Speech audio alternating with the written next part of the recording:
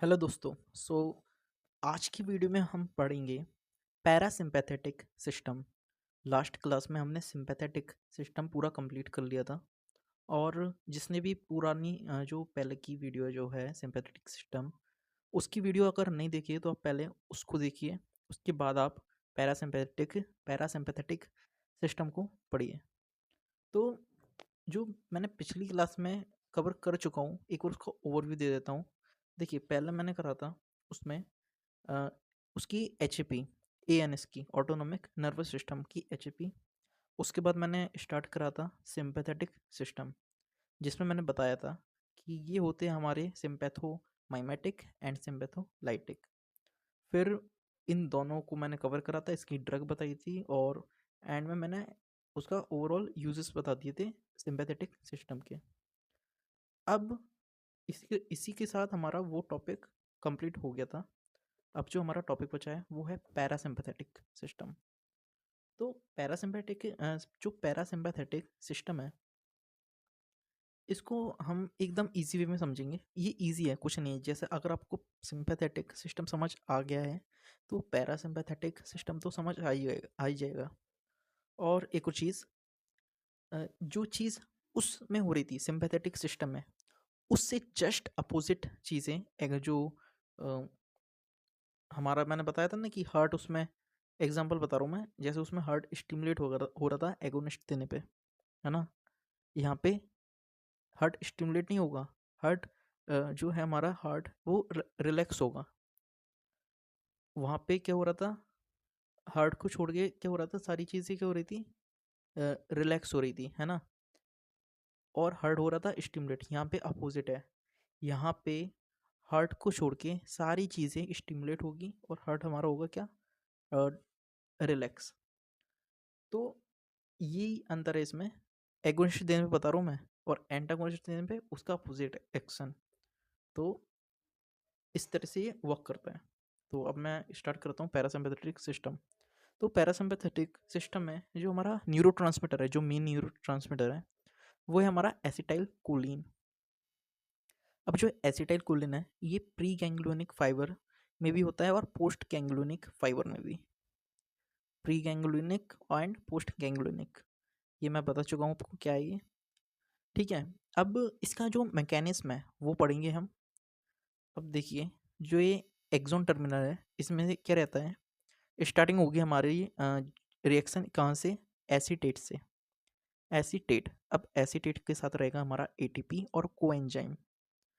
अब ये जो एसीटेट है, ये एटीपी और कोएंजाइम से मिलके बनाएगा acetyl coenzyme. Acetyl coenzyme, acetate है, एसीटेट एटीपी और कोएंजाइम के साथ मिलके क्या बना रहा है, एसिटाइल कोएंजाइम। अब इधर एक क्या है, ट्रांसपोर्टर है। कौन सा ट्रांसपोर्टर है, साइड से देख रहे हो आप, ये दिखा देता हूँ मैं। ये ट्रांसपोर्टर है, इसका नाम है choline sodium, sodium choline transport, sodium choline transporter है। अब इसमें से क्या हो रहा है, जो कोलिन है वो अंदर आ रहा है इसके एक्सोन टर्मिनल के, और सोडियम भी आ रहा है Na+। ठीक। अब जो ये कोलिन आ रहा है ना, सोडियम तो आ रहा है, कोलिन में आ रहा है, लेकिन सोडियम तो कुछ नहीं, लेकिन जो कोलिन है ना, वो एसिटाइल कोलिन के साथ मिलके क्या बनाएगा, क्या बनाएगा, वो बनाएगा acetyl choline plus coenzyme, acetyl choline plus coenzyme. यानी जो ये एसिटाइल कोएंजाइम बनाता है ना, इसको ब्रेक कर देगा एसिटाइल प्लस कोएंजाइम। अब ये किससे बना हमारा, इसमें जो एंजाइम यूज हुआ है उसका नाम है चैट, यानी choline acetate transferase, choline acetate transferase. तो इसमें ये एंजाइम हमारा यूज हुआ है। तो एसिटाइल कोलिन है। अब देखिए, एसिटाइल जो हमारा क्या है, अलग हो गया है। अब ये एसिटाइल जो है ना, ये एसिटाइल, ये हमारा किस में जाएगा, इसके अंदर सिनेप्टिक वेसिकल है ना, जो जो बताया था मैंने, इधर रहता है प्रेजेंट सिनेप्टिक वेसिकल, इसके अंदर जाएगा। अंदर कैसे जाएगा, ये अंदर जाएगा VAT, VAT के थ्रू, यानी वेसिकल एसोसिएटेड ट्रांसपोर्टर, ये लिखा है ना VAT। इसके थ्रू जाएगा ये अंदर, वेसिकल एसोसिएटेड ट्रांसपोर्टर। तो ये ट्रांसपोर्ट हो गया वेसिकल में। अब इसके बाद अंदर आ गया ये। अब क्या है, जब भी नर्व हमारी जो स्टिमुलेट होगा हमारी नर्व, तो क्या होगा, एसिटाइल कोलिन रिलीज होगा वेसिकल में से। ये देख सकते हो लिखा है इसमें, nerve impulse stimulate acetyl choline release from vesicle. तो जब भी हमारी नर्व क्या स्टिमुलेट होगी, एसिटाइल कोलिन एंजाइम जो एसिटाइल को एंजाइम रिलीज होगा और अपने पर्टिकुलर रिसेप्टर पे जाके बैठेगा, बाइंड करेगा। अब देखिए एक और चीज़, जो इसमें रिसेप्टर है मैंने बता दिया था कौन कौन से रिसेप्टर रहते हैं, मस्करेनिक एंड निकोटिनिक। ये भी बता चुका हूँ मैं आपको, जो मैंने जब बेसिक पढ़ाया था इसका। तो ये मस्करेनिक एंड निकोटिनिक रिसेप्टर पाए जाते हैं पैरासिम्पैथेटिक नर्वस सिस्टम में। तो इन रिसेप्टर पे जाके ये बाइंड होगा। अब इसमें क्या है, क्या क्या चीज़ें इसको रोकेगी, तो इस मैकेनिज्म को होने से क्या क्या चीज़ें रोकेगी वो पढ़ेंगे। तो सबसे पहले चलते हैं हम, जो हमारा कोलिन आ रहा था ना, ये ट्रांसपोर्टर के थ्रू कोलिन आ रहा था और सोडियम, तो ये इस जो ट्रांसपोर्टर है ना जिससे कोलिन एंटर कर रहा है, तो इसको पता है कौन इनहिबिट करेगा, इसको इनहिबिट करेगा यानी रोकेगा हेमिकोलियम कोलिनियम, हेमिकोलिनियम इसको रोकेगा। या एमपीए पूछता है एमसीक्यू में, ठीक है, जो मैं बता रहा हूँ कौन सा है, जैसे कोलिन ट्रांसपोर्टर को कौन रोकेगा, हेमिकोलिनियम। सेकंड, जो एसिटाइल कोलिन इस वेसिकल के अंदर जा रहा है ना, इसको कौन इनहिबिट करेगा, इसको इनहिबिट करेगा विसेकीमोल। विसेकीमोल नाम में देखिए वो रिलेट है एकदम नाम से, जैसे वेसिकल में तो वेसेकीमोल, कोलिन हेमिकोलिनियम, तो रिलेशनशिप बन रहा है ना, तो इससे आप याद कर सकते हो। वैसे एमसीक्यू में आए तो आप टिक कर दोगे। अब जैसे अब जो वेसिकल में मान लो एसिटाइलकोलिन एंजाइम जो रिलीज हो रहा है ना वेसिकल्स में से, और जाके रिसेप्टर पे बाइंड करेगा, तो इस चीज़ को कौन रोकेगा, इस चीज़ को रोकेगा पता है कौन, इस चीज़ को रोकेगा एक हमारा टॉक्सिन होता है, उस टॉक्सिन का नाम है बोटुलिनियम टॉक्सिन। दो है, एक है बोटुलिनियम टॉक्सिन और एक है ब्लैक विडो स्पाइट्स टॉक्सिन, जिसको हम कहते हैं लारा टॉक्सिन। कौन कौन से हो गए, बोटुलिनियम टॉक्सिन और दूसरा है ब्लैक विडो स्पाइट्स टॉक्सिन, लारा टॉक्सिन। तो टॉक्सिन क्या कर रहा है, ये इनहिबिट कर रहा है जो एसिटाइलकोलिन है उसको, जो वेसिकल से वो स्टिमुलेट होकर रिसेप्टर पे बाइंड हो रहा है ना, इस चीज़ को इनहिबिट कर रहा है कौन, टॉक्सिन। कौन सा, botulinum toxin and black widow spiders toxin, लारा टॉक्सिन। अब एक और चीज़, अब इसमें क्या है, ये एक एंजाइम है कोलिन स्ट्रेस, कोलिन स्ट्रेस इसका शॉर्ट फॉर्म है सी एच ई इसका शॉर्ट फॉर्म है। अब ये क्या कर रहा है, ये क्या करता है, जब भी एसिटाइल कोलिन जो हमारा रिलीज होता है ना वेसिकल में से, ये जो कोलिन स्टरेस है ना, उस एसिटाइल कोलिन को डिग्रेड कर देता है, डिग्रेड कर देता है। तो वो एसिटाइल कोलिन एंजाइम, एंजाइम नहीं एसिटाइल कोलिन जो हमारा न्यूरोट्रांसमीटर है, वो रिसेप्टर से बाइंड ही नहीं हो पाता, पहुंच ही नहीं पाता। तो एक कोलिन स्टरेस का ये काम है। तो ये कोलिन स्टरेस भी है हमारा एक और, तो ये भी है, तो एक ये कर रहा है और एक है हमारा टॉक्सिन, तो ये चीज़ इसको इंटरफेयर कर रही है।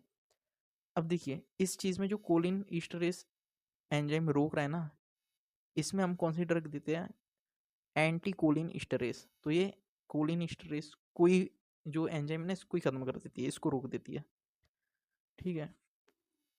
अब बात ये आई कि हम ये क्यों दे रहे हैं, मतलब एसिटाइल एंजाइम न्यूरोट्रांसमीटर से बाइंड क्यों नहीं होने दे रहे हम, ये क्वेश्चन आया होगा आपके मन में, है ना, क्यों नहीं होने दे रहे बाइंड, क्या क्या प्रॉब्लम है, क्यों नहीं होने दे रहे।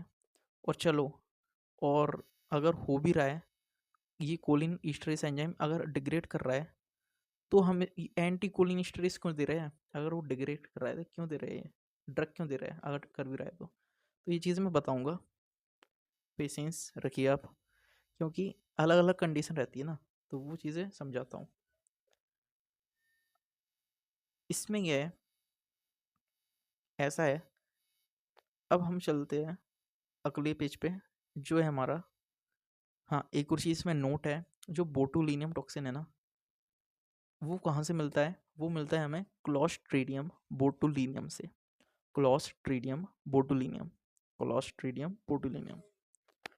अब इसके रिसेप्टर बताया था, जैसे मैंने मस्करेनिक होते हैं, निकोटिनिक होते हैं। अब जो मस्करेनिक है ना, ये हमारा आता है, ये सारे जो मस्करेनिक जितने भी रिसेप्टर है, ये सारे हैं जीपीसीआर, जी प्रोटीन कपल रिसेप्टर है। लेकिन जो निकोटिनिक है ना, ये है हमारा ligand gated ion channel receptor. Receptor topic जो है वो मैंने जनरल फार्माकोलॉजी में आपको पढ़ाया है, आप उसके लिए प्रीवियस लेक्चर देख सकते हैं, जनरल फार्माकोलॉजी के नाम से होगा। तो मस्करेनिक होता है हमारा जीपीसीआर, निकोटिनिक होता है हमारा लिगैंड। इसको ऐसे याद कर सकते हो, जो निक है ना वो लिगैंड है, निक है लिगैंड, निक जोन्स है ना वो लिगैंड है, तो हो जाएगा अपन लिगैंड गेटेड आयन चैनल। अब मस्करेनिक में 3 आते हैं हमारे, M1 M2 M3, और निकोटिनिक में आता है हमारा NM NN। अब जो M1 M2 M3 है ना, इसमें से जो M1 है, ये है हमारा कहाँ पे प्रेजेंट रहता है? गैस्ट्रिक ग्लैंड में, M1। ठीक है, और इसका जो पाथवे है वो है IP3DAG पाथवे। जो सेकंड है हमारा वो है M2, ये कहाँ प्रेजेंट रहता है? हार्ट में। और तीसरा है हमारा M3, ये कहाँ प्रेजेंट रहता है? स्मूथ मसल में। अब स्मूथ मसल कौन कौन से होते हैं? Intestine, liver, urinary bladder, iris भी है, एक्सोक्रीन ग्लैंड भी है। तो ये सारे रहते हैं हमारे स्मूथ मसल। अब जो हार्ट का क्या है, वो है पाथवे K+ चैनल के थ्रू, और ये डिक्रीज करता है कैम्प को, CAMP।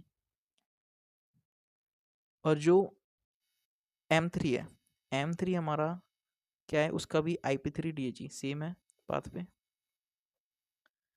अब आता है हमारा अगला निकोटिनिक। निकोटिनिक में हमारा NM और NN, NM NN। N का मतलब है न्यूरो मस्कुलर जंक्शन, ठीक है। NM कहाँ प्रेजेंट है, मतलब नहीं, M कहाँ प्रेजेंट है? Neuro muscular junction. और जो NN है वो हमारा प्रेजेंट है ऑटोनॉमिक गैंग्लिया, ऑटोनॉमिक गैंग्लिया में प्रेजेंट है।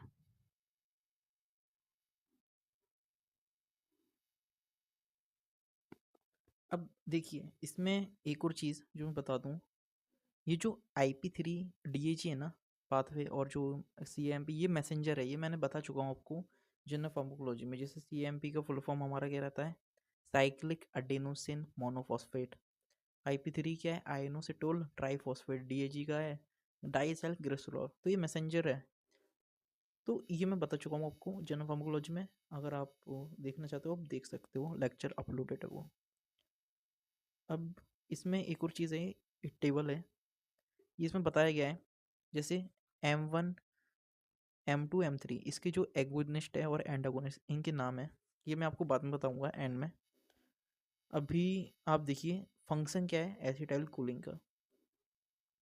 अब ये वही फंक्शन जो मैंने पहले बताए थे ना सिंपैथेटिक में, जिसमें मैंने बताया था कि हार्ट स्टिमुलेट हो रहा था, ये क्या हो रहा था, ये सेम चीज़ इसमें है। अब देखना, जो हार्ट है ना हमारा, ये क्या करेगा? ये हार्ट रेट क्या होगा? रिलैक्स होगा, जिससे क्या है? ब्रेडिकार्डिया होगा, यानी हार्ट रेट कम हो रही है, ब्रेडिकार्डिया। वहाँ पे क्या हो रहा था? सिंपैथेटिक में हार्ट रेट इंक्रीज हो रहा था, एगोनिस्ट देने पे बात चल रही है। तो इसमें क्या है? इसमें हम देंगे M2, ये M2 के थ्रू वर्क कर रहा है। हार्ट में कौन सा न्यूरो ट्रांसमीटर प्रेजेंट है? M2। अभी पढ़ा ना अपन ने, M2 M1 M1 M2 M3।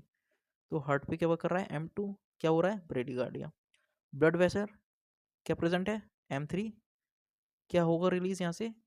Nitric oxide, जिससे क्या होगा? वैसोडाइलेशन, यानी जो ब्लड वेसल है ना वो डायलेट होगी, ब्लड वेसल डायलेट हो रही है। ठीक। अब अगला क्या है? आई पे क्या इफेक्ट है? अब आई पे क्या इफेक्ट हो रहा है? जो M3 के थ्रू वर्क कर रहा है ना, आई पे है हमारा म्यूसिस करवाएगा, यानी वहाँ क्या करवा रहा था? वहाँ रिलैक्स हो रहा था, यानी डायलेट। वहाँ माइड्रेसिस हो रहा था, यहाँ क्या कॉन्स्ट्रिक्ट हो रहा है, यानी म्यूसिस। ठीक है, ये है। फिर हमारा ब्रोंकस, ब्रोंकस में क्या है M3, इसमें क्या होगा, ऑफ कोर्स कॉन्स्ट्रिक्शन, वहाँ पे हो रहा था डायलेशन, ब्रोंकोडायलेशन, यहाँ पे कॉन्स्ट्रिक्शन, इससे क्या होगा, अस्थमा कॉज होगा। यहाँ क्या है फिर मेल रिप्रोडक्टिव सिस्टम, इस पे क्या है, वैसोडाइलेशन हो रहा है यहाँ पे भी। अब देखिए वैसोडाइलेशन हो रहा है जिससे क्या होगा, इरेक्शन होगा, इरेक्शन।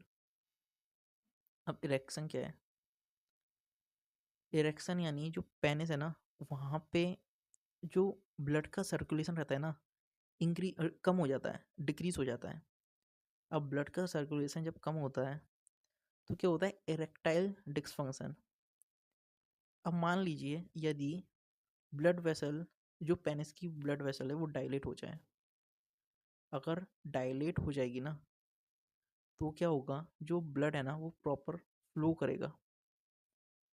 अब आप ये मत करना कि डायलेट होने पे ब्लड फ्लो कैसे कर रहा है, मैंने पहले एग्जांपल दिया था कि अंदर का डायामीटर है ना कम रहे तो ब्लड स्पीड से फ्लो करता है, लेकिन अभी मैंने क्या बोला, ब्लड वेसल डायलेट हो जाए तो ब्लड तेज फ्लो कर रहा है। समझ रहे हो, मैं उल्टा बोल रहा हूँ यहाँ पे, यहाँ पे उल्टा है क्योंकि ये वो चीज़ से कनेक्ट मत करना आप, जो मैंने पहले बताई थी, ये अलग है, ये पेनिस वाली ब्लड वेसल है।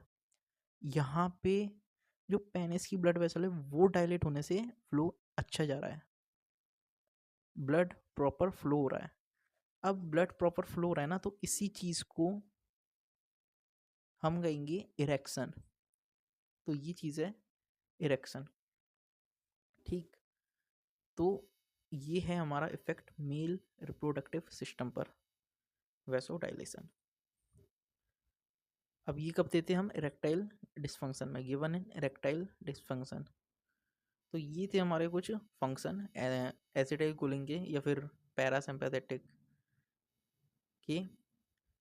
अब एक और चीज़, ये आप याद करने का मैंने ट्रिक नहीं बताया आपको, इसमें आप सिंपली ऐसे कर सकते हो याद इसको, M1 है जैसे, M1 से आप ऐसे कर लो याद कि एक गैस्ट्रिक ग्लैंड है ना, M1, M2, 2 देखिए 2 पे क्या है, ये हार्ट बना दिया इनने, एक 2 से, और एक उल्टा 2 है तो हार्ट बना दिया। M3, 3 यानी मैथ्री, मैथ्री, मैथ्री थी ना जो मैथली मैथली को बोला इलू इलू, आई लव यू, इलू यानी आई से इंटेस्टाइन, एल से लिवर, यू से यूरिनरी ब्लैडर। तो इस टाइप से आप ट्रिक से कर सकते हो याद, और फंक्शन मैंने बता दिया आपको, ठीक है। अब इसमें क्या है, अब इसकी पढ़ेंगे हम मेन ड्रग। वहाँ क्या था, सिंपैथोमाइमेटिक और सिंपैथोलाइटिक, यहाँ है पैरासिम्पैथोमाइमेटिक एंड पैरासिम्पैथोलाइटिक। अब जो पैरासिम्पैथोमाइमेटिक है इसी को हम कहते हैं कोलिनर्जिक सिस्टम, कोलिनर्जिक ड्रग या कोलिनर्जिक सिस्टम, और क्या कहते हैं, कोलिनोमाइमेटिक, कोलिनोमाइमेटिक, कोलिनर्जिक या कोलिनोमाइमेटिक। अब इसमें दो ड्रग है, दो ड्रग कौन सी है, एक तो वो जो डायरेक्टली एक्टिंग कर रही है, डायरेक्टली एक्टिंग, एक वो जो इनडायरेक्ट एक्ट कर रही है, इनडायरेक्टली एक्टिंग। अब जो डायरेक्टली एक्ट कर रही है ना, इनमें क्या क्या ये कौन कौन सी इंक्लूडेड ड्रग, इसमें पहली हमारी एसिटाइलकोलिन, हाँ ये भी ड्रग है, न्यूरोट्रांसमीटर है पता है मेरे को, लेकिन ये भी इंक्लूड है इसमें, डायरेक्टली एक्ट कर रहा है ना ये, तो एसिटाइलकोलिन। फिर है हमारा मैथाकोलिन, मैथाकोलिन, फिर है carbachol, bethanechol, pilocarpine, acetylcholine, methacholine, carbachol, bethanechol, pilocarpine, ये सारी ड्रग है। अब जो पिलोकार्पिन है ये है अल्कलॉइड, ईन आ रहा है इसके लास्ट में, अल्कलॉइड के लास्ट में आता है INE, ईन। और भी है, निकोटिन है जैसे, अरेकोलिन है, लविलिन है, मस्करैनिन है, ये सारी अल्कलॉइड में है। तो ये है हमारा, हाँ एक और चीज़, अल्कलॉइड एक टॉपिक है कोगनोलॉजी का, ठीक, तो इसको भी मैं पढ़ाऊँगा बाद में जब मैं कोगनोलॉजी के लेक्चर स्टार्ट करूँगा, तो तब हम और अच्छे से पढ़ेंगे। अब ये जो डायरेक्टली एक्टिंग ड्रग है, acetylcholine, methacholine, carbachol, bethanechol, pilocarpine, इसमें से जो ये है ना ऊपर के, पिलोकार्पिन को छोड़ के ये जो जितनी बताए ये है ईस्टर, इसमें आ रहा है कोल, ऐसे याद कर सकते हो ईस्टर से। और जो पिल्लू कुछ पॉइंट्स बता रहा हूँ, जैसे जो पिल्लोकार्पिन है ना, इसका मायोटिक एक्शन बेस्ट है, यानी मायोटिक में हम पिल्लोकार्पिन ही देते हैं। पिपिल कॉन्स्ट्रिक्ट कर देती है, पिपिल को क्या करेगी, कॉन्स्ट्रिक्ट करेगी। कॉन्स्ट्रिक्ट करने से क्या होगा, इरेस में जो सर्कुलर मसल है ना, कॉन्ट्रैक्ट करेगी पिपिल, ठीक है, जिससे कि वो जो इंट्राऑक्यूलर टेंशन है वो कम हो जाएगा। नहीं समझे, एक और मैं अच्छे से समझाता हूँ इसको। देखिए जो पिल्लोकार्पिन है ना, ये क्या करती है, मायोटिक एक्शन कॉज करती है। मायोटिक यानी ये मतलब काम आता है हमारा, मतलब पिपिल कॉन्स्ट्रिक्ट हो रही है, ये चीज़ हमारी पता है क्या कब काम आती है, जब आई का सर्जरी होती है, आई की सर्जरी करते हैं तो ये काम आता है। या फिर हमें जो माइड्रेटिक है ना, उसका एक्शन जो कम करना है ना, उस चीज़ में कम आती है। मान लीजिए हमने दी माइड्रेटिक ड्रग यानी सिंपैथेटिक वाली, तो अब उसका एक्शन ज़्यादा है, उसको हमें कम करना है ना, तो उस केस में दे देंगे पिलोकार्पिन, क्योंकि ये क्या कर रही है, पिपिल को कॉन्स्ट्रिक्ट कर रही है, जिससे कि वो मायोटिक। वहाँ क्या हो रहा था, पिपिल डायलेट हो रही थी। तो मतलब अपोजिट इफेक्ट है, चीज़ वही है पर अपोजिट इफेक्ट हो रहा है, तो इससे आप समझ सकते हो। अब ये जो पिलोकार्पिन है ना, ये अभी ग्लाउकोमा में पढ़ाऊंगा मैं, ग्लाउकोमा में और अच्छे से समझ आएगा, आ जाएगा आपको क्या है ये। ग्लाउकोमा मैं चालू करता हूँ, ये ख़त्म हो जाए उसके बाद मैं ग्लाउकोमा चालू करूँगा, ठीक। अब है हमारा जॉर्ग्रन सिंड्रोम, ये क्या है, एस जो इसमें ऐसे साइलेंट है, जॉर्ग्रन कहते हैं। जॉर्ग्रन सिंड्रोम, इसमें क्या रहता है, जो सलाइवरी ग्लैंड रहती है ना, वो डैमेज हो जाती है। अब मान लीजिए जो सलाइवरी ग्लैंड जो है, सलाइवा ही नहीं बना पा रही, सलाइवा ही नहीं बना पा रही माउथ में, जब बनेगा ही नहीं सलाइवा, तो क्या होगा, जो माउथ है हमारा वो ड्राई हो जाएगा। अब इस केस में हम देते हैं पिल्लोकार्पिन, तो जिससे क्या होता है, सलाइवरी जो डैमेज हुई ना सलाइवरी ग्लैंड, वो ठीक होती है। तो इसको भी आप ऐसे याद कर सकते हो पिलो से। सलाइवा क्या रहता है, पानी पानी जैसा रहता है ना, तो क्या है उसको, पिलो पिलो पिलो कार्पिन। तो पिलो कार्पिन क्या है, मेन है। और एक और पॉइंट याद है इसमें, देखो देखा अभी मैंने, ये क्या है हमारा M3 एगोनिस्ट है। M3 एगोनिस्ट क्योंकि क्या है, स्मूथ मसल पे प्रेजेंट रहते हैं M3, और ये पिलो कार्पिन वहीं वर्क कर रही है ना, तो ये M3 एगोनिस्ट में आती है। अब अगला पॉइंट जो है, जो एसिटाइल कोलिन है ना, जो भी एक्सोक्राइन ग्लैंड है ना, उसमें हम M3 देने पे क्या होगा, जितनी भी सिक्रेशन है वो इंक्रीज होंगे, समझ रहे हो। जो भी एक्सोक्राइन ग्लैंड है बॉडी में, वहाँ के प्रेजेंट है M3, वो क्या करेगा, जितनी भी सिक्रेशन है उनको इंक्रीज करेगा। तो ये नोट में आप लिख सकते हो।